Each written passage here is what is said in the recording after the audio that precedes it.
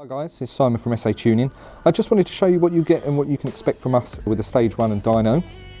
First of all, when you turn up to your appointment, we'll come out and greet you, we'll meet you, we'll go through some paperwork with you and we'll talk to you about your car. Any modifications that you've got or any other issues that you've had with your car, we'll talk you through that and we'll talk that with you.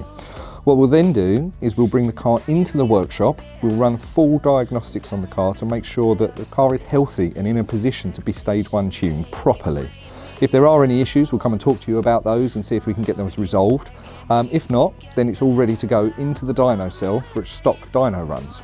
We'll run the car up on the dyno, log in boost, log in timing, log in fueling, log in everything so that we can make sure that the car is in tip-top condition and it's running the way that it should do.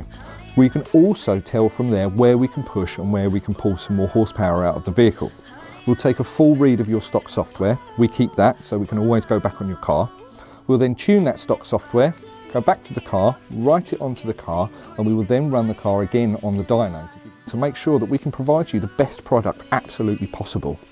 Once that's done, once we're happy and once we've got the nice dyno graph for you, we'll then take the car out for a test drive on the road.